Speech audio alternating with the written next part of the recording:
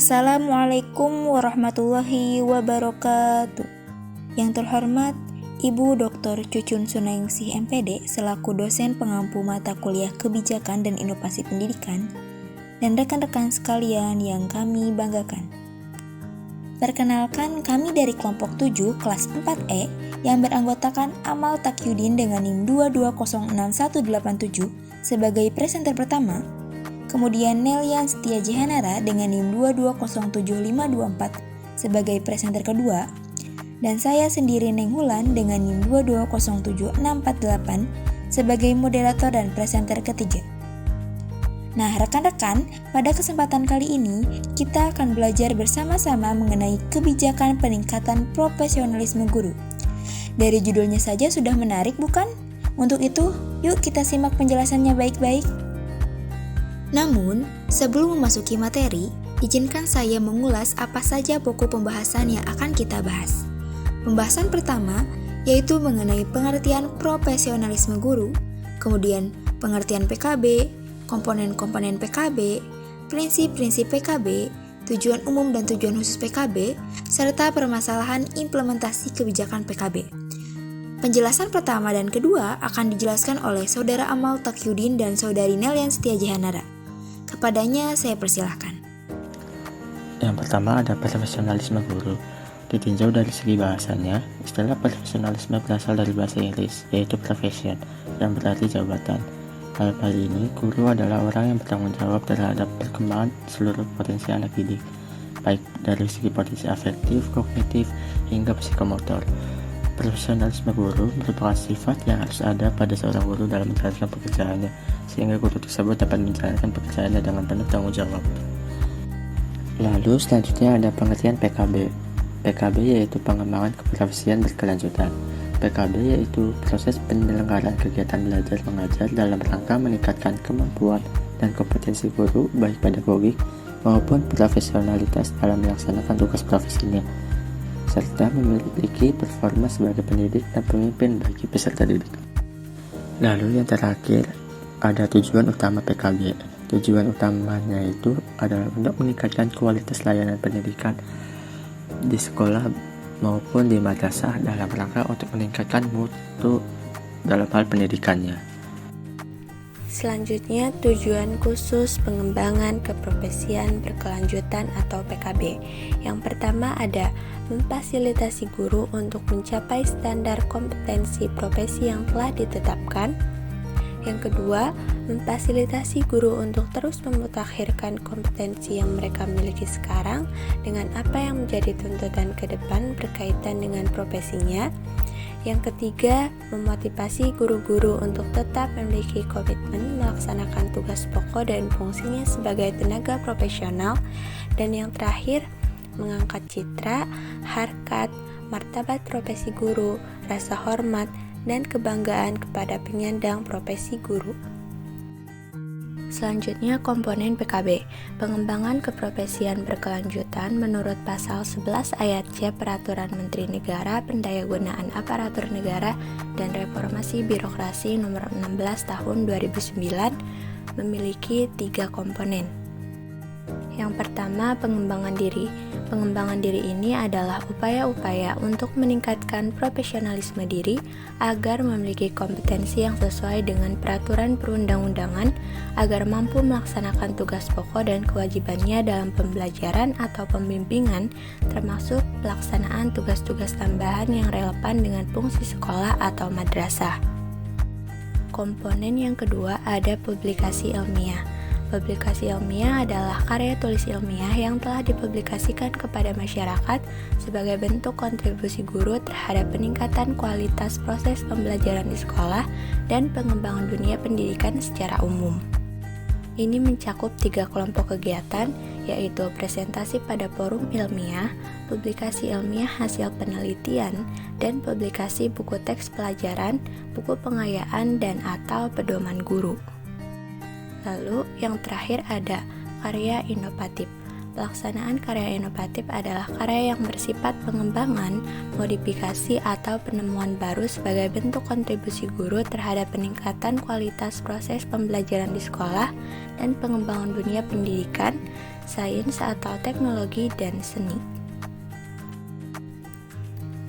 Satu hal yang perlu diingat, dalam pelaksanaan PKB harus dapat mematuhi prinsip-prinsip sebagai berikut. Yang pertama, PKB harus fokus kepada keberhasilan peserta didik atau berbasis hasil belajar peserta didik.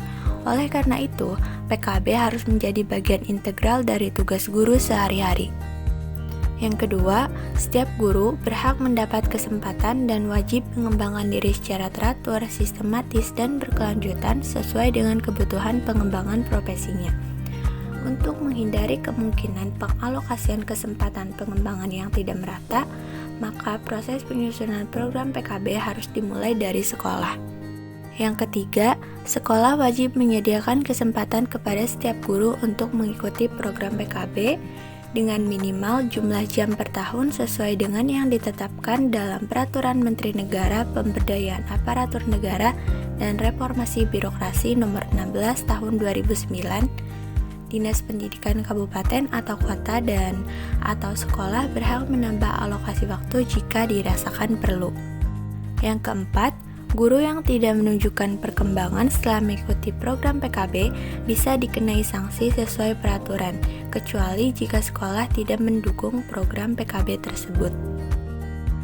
Prinsip yang kelima yaitu, cakupan materi untuk kegiatan PKB harus terfokus pada pembelajaran peserta didik, kaya dengan materi akademik, proses pembelajaran, penelitian pendidikan terkini dan teknologi atau seni, serta menggunakan pekerjaan dan data peserta didik untuk meningkatkan kualitas pembelajaran.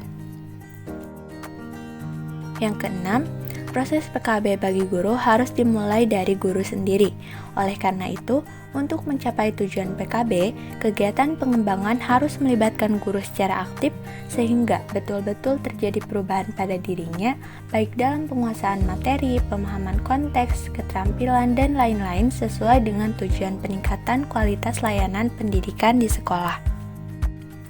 Yang ketujuh, PKB yang baik harus berkontribusi untuk mewujudkan visi, misi, dan nilai-nilai yang berlaku di sekolah dan atau kabupaten atau kota. Oleh karena itu, kegiatan PKB harus menjadi bagian terintegrasi dari rencana pengembangan sekolah dan atau kabupaten kota dalam melaksanakan peningkatan mutu pendidikan yang disetujui bersama antara sekolah, orang tua peserta didik, dan masyarakat.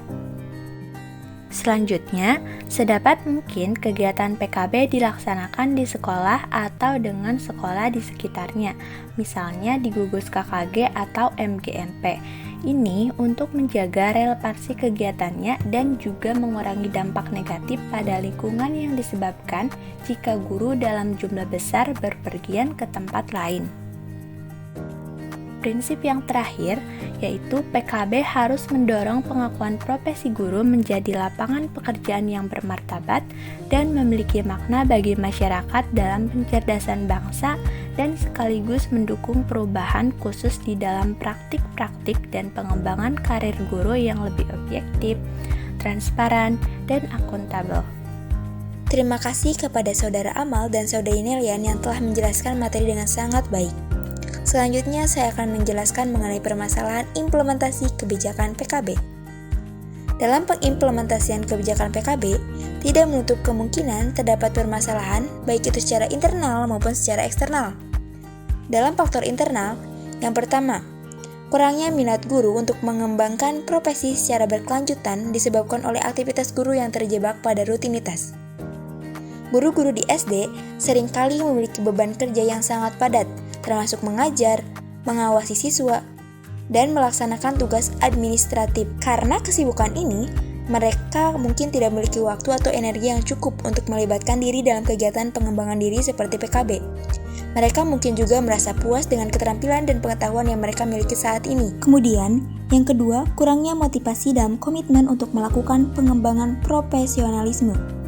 Nah, sebagian guru mungkin kurang termotivasi untuk terlibat dalam PKB, karena mereka tidak melihat hubungan langsung antara partisipasi dalam kegiatan tersebut dengan peningkatan kinerja atau kesejahteraan pribadi mereka. Selain itu, kurangnya insentif atau pengakuan atas upaya mereka dalam PKB juga dapat mengurangi motivasi mereka. Nah, yang ketiga, adanya keterbatasan dalam segi waktu. Keterbatasan waktu adalah masalah serius bagi banyak guru di SD. Mereka seringkali harus menghabiskan waktu di luar jam kerja reguler untuk menyelesaikan tugas-tugas sekolah, dan juga mungkin memiliki tanggung jawab di luar sekolah, seperti keluarga atau pekerjaan paruh waktu. Karena itu, mereka mungkin tidak memiliki waktu yang cukup untuk berpartisipasi dalam kegiatan PKB yang membutuhkan komitmen tambahan. Selanjutnya yang keempat, adanya keterbatasan dalam segi biaya. Kegiatan PKB, terutama yang melibatkan pelatihan atau kursus, seringkali memerlukan biaya tambahan. Nah, ini menjadi kendala tersendiri bagi guru yang gajinya pas-pasan atau bagi sekolah dengan anggaran terbatas. Selanjutnya, faktor eksternal. Yang pertama, kurangnya upaya pihak pemerintah untuk mendorong guru ke arah pengembangan kompetensi diri ataupun karir sebagai seorang guru. Pemerintahan memiliki peran yang sangat penting dalam memberikan dukungan, insentif, dan fasilitas untuk memungkinkan guru terlibat dalam PKB. Kurangnya kebijakan atau program yang mengarah pada pengembangan profesional guru dapat mengurangi motivasi dan kesempatan bagi guru untuk meningkatkan keterampilan dan pengetahuan mereka. Kemudian yang kedua, dalam kegiatan PKB, tugas yang diberikan kepada guru seringkali tidak berkelanjutan sehingga guru hanya memperoleh pemahaman parsial. Desain kurikulum atau struktur kegiatan PKB mungkin tidak memungkinkan guru untuk mendapatkan pemahaman yang mendalam atau menyeluruh tentang topik yang mereka pelajari. Hal ini dapat disebabkan oleh kurangnya waktu, sumber daya, atau dukungan yang diberikan kepada guru selama pelatihan atau kursus. Sebagai akibatnya, guru mungkin hanya memperoleh pemahaman yang terbatas atau parsial dari materi yang diajarkan, yang tidak cukup untuk meningkatkan praktik mengajar mereka secara signifikan. Pematerian sudah selesai, namun sebelum ditutup, izinkan saya menyampaikan kesimpulan dari materi yang telah disampaikan. Profesionalisme guru adalah suatu sifat yang harus ada pada seorang guru dalam menjalankan tugasnya, yang dapat ditingkatkan melalui proses penyelenggaraan kegiatan belajar mengajar atau PKB. Nah, PKB ini bertujuan untuk meningkatkan kualitas layanan pendidikan dengan memfasilitasi guru dalam mencapai standar kompetensi profesi dan terus memperbarui kompetensinya. Namun, implementasi PKB terkadang menghadapi tantangan baik secara internal seperti kurangnya minat dan motivasi guru, serta secara eksternal seperti kurangnya dukungan pemerintah. Baik rekan-rekan, alhamdulillah materi sudah tersampaikan. Mudah-mudahan materi yang kami sampaikan dapat bermanfaat. Pergi ke Irian bersama Asih. Cukup sekian dan terima kasih. Wabillahi taufiq wal hidayah. Wassalamualaikum warahmatullahi wabarakatuh.